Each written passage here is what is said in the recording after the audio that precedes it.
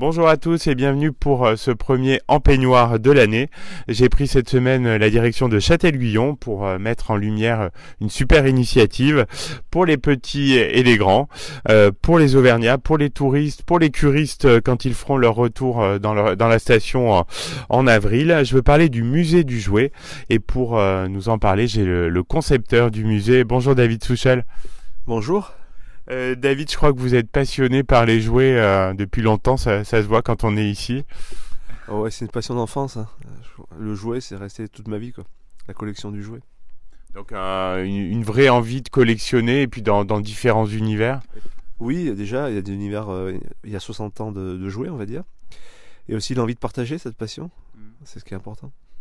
Comment elle est née l'idée de ce musée? Enfin, je crois que c'est quelque chose que vous aviez déjà un petit peu fait. L'idée de ce musée, c'est de partager ma passion autour des jouets.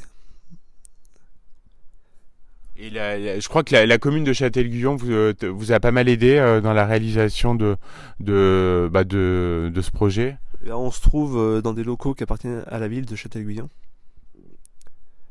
Et l'association aussi Cœur économique Châtel-Guyon a été partie prenante, vous a favorisé l'installation. Oui, c'est le moteur de la ville, hein.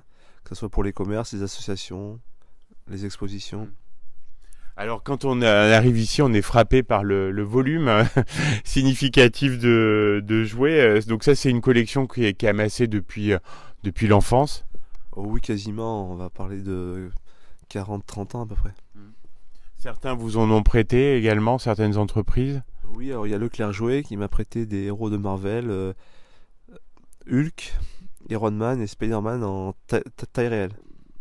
Alors ça fait beaucoup de jouets. Où est-ce que vous les entreposiez jusqu'ici? Eh bien, ils sont entreposés dans un hangar. Ça a dû être pas mal de temps à mettre en place tout ça ici. Oui, ça a demandé quelques mois, hein, quand même, hein, pour bien mettre les choses en place, bien le faire comme on voulait, et que ça soit joli pour le public. Alors on est principalement sur les années 70, 80, même s'il y a vraiment toutes les époques. Il y a un côté nostalgique ici. Oui, on commence avec Bonne Nuit les Petits dans les années 60, on a Goldorak fin des années 70, début des années 80, et on va jusqu'à La Reine des Neiges les années 2000. Il y a des peluches grandeur nature. Là, par exemple, on fait cette interview assis sur un ours. Enfin, c'est vraiment quelque chose d'assez impressionnant qu'on retrouve peut-être pas dans d'autres musées. Oui, c'est un ours qui mesure 2,50 m de haut et qui fait 4 mètres au carré au sol. Ouais, super. Quels sont les retours des premiers visiteurs? Je crois que vous avez ouvert vers le 9 décembre. Oui, donc on a ouvert le 9, et le retour est positif. Tous les gens qui sont rentrés sont ravis de la visite. Et c'est quoi le profil? Il y a un peu toutes les générations, vous me disiez? Oui, toutes les générations. Il y a des grands-parents avec leurs petits-enfants, ou des parents avec leurs enfants. Et des personnes seules aussi, des passionnés de jouer.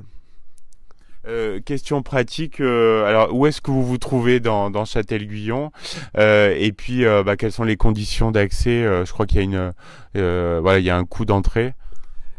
Donc oui, on est en haut de la rue d'Hôtel de Ville, on a un parking en face, et pour les places supplémentaires, on a l'église qui est au-dessus, on peut aussi se garer.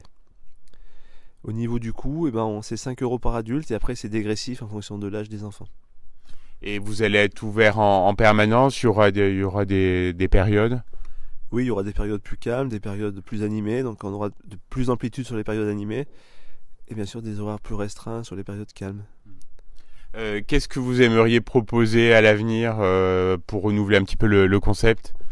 On aura d'autres thèmes qu'on mettra en place, mais ça on parlera peut-être de l'été, pour pouvoir renouveler un peu les choses et que le public retrouve des nouveautés. Oui. Alors David, je ne sais pas si vous connaissez l'émission, j'ai toujours une question rituelle. C'est vrai que là ça va peut-être vous surprendre. Là on est en peignoir, mais est-ce que vous vous souvenez la dernière fois que vous êtes retrouvé en peignoir?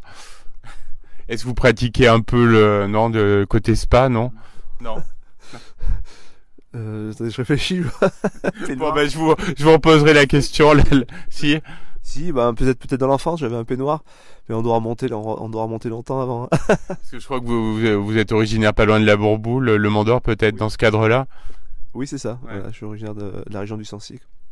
Parfait David, bah écoutez, un grand merci pour votre accueil, pour cette émission un petit peu originale dans votre très sympathique musée du jouet. J'invite vraiment tous nos auditeurs à venir vous retrouver à Châtel-Guyon, donc pas loin de la place du marché au-dessus de la mairie, et puis pleine réussite pour cette aventure. Merci à vous.